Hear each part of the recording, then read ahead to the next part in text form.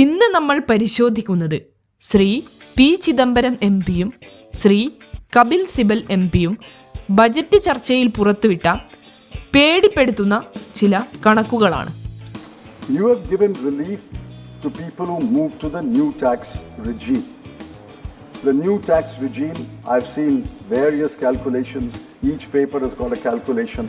I have a chartered accountant who's given me a calculation from Gujarat, and he is very knowledgeable.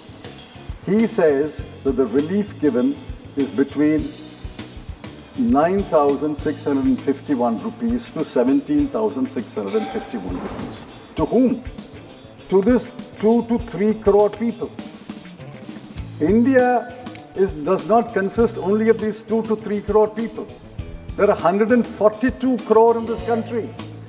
Out of 142 crore, let's assume you have given relief to 2 to 3 crore people. What about the rest?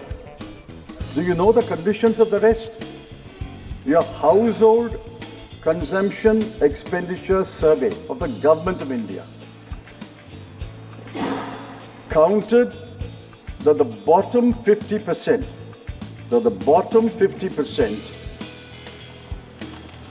have 3% of the national wealth, 13% of the national income, and the monthly consumption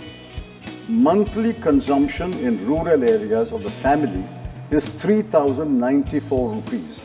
Multiplied by 12, you will arrive at about 37,000 rupees a year. In urban areas, it's 4,963 rupees. Multiplied by 12, you get 60,000 rupees. So we have 50% of the population, monthly consumption expenditure, 50% is 71 crore, have a monthly consumption expenditure of between 36,000 rupees to 50,000 rupees. Are they rich or poor? This is the bottom 50, below the median. You go down to the bottom 20, go down to the bottom 10, they are even poorer. What is the relief for them? And the Niti Aayog chief executive officer says India has virtually abolished poverty. Poverty cannot be more than 5%. Poverty cannot be more than 5% when you're talking about 71 crore people.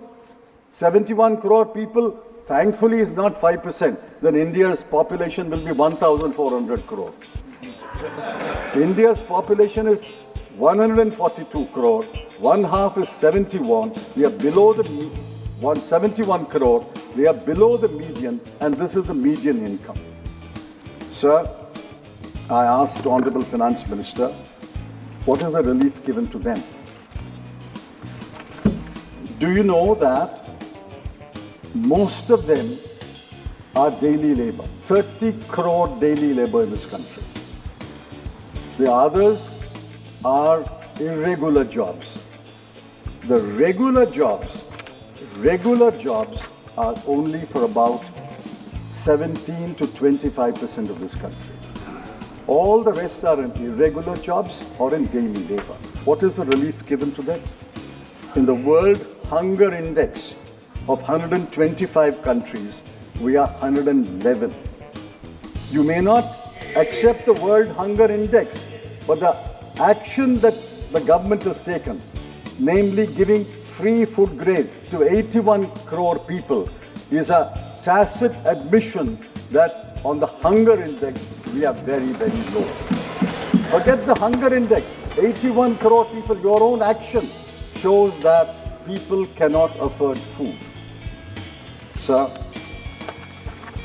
my last subject is federalism.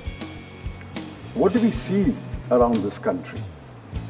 All India service officers defy the directions and orders of the Council of Ministers of an elected government in Delhi.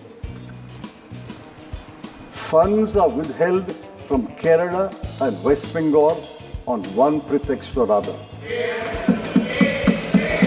Borrowing limits Borrowing limits of non-BJP states governments have been slashed. Tamil Nadu has been denied disaster relief assistance. I ask, why does the UPSC have to play a role in the appointment of the DGP of the state? Why should a state government not appoint the Vice Chancellor of state universities? And how did this government treat Andhra Pradesh and Bihar and Odisha before April? The same demand is there. The same Andhra Pradesh Reorganization Act is there. It was there. The Chief Minister was a different person. The same act, for 10 years, how did you treat them? For 10 years, how did you treat Bihar? When a leader wears one cap, you treat him one way. When he changes that cap and he wears another cap, you treat him another way. I don't grudge at all you're giving relief to Andhra Pradesh or Bihar. But what about the other states? We are a federal country. This is the death knell of federalism. If you pick and choose among states. It's called the India Employment Paper 2024, which says that 83% of India's youth is unemployed. This is not my data. 83% of India's youth is unemployed. And in 2000, the employment was 35.2%. Unemployment was 35.2%. It increased in 2022 to 65.7%, and in 2024 to 83%. This is the state of unemployment in our country. Now, how will you deal with that?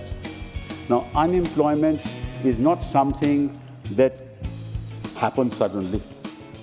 It happens over a period of time.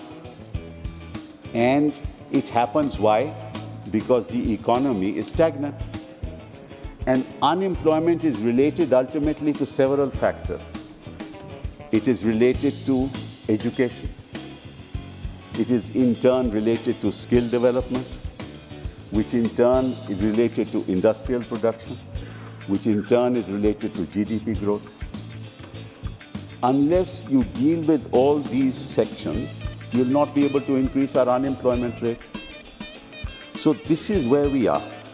And most of the unemployed people are in the unorganized sector.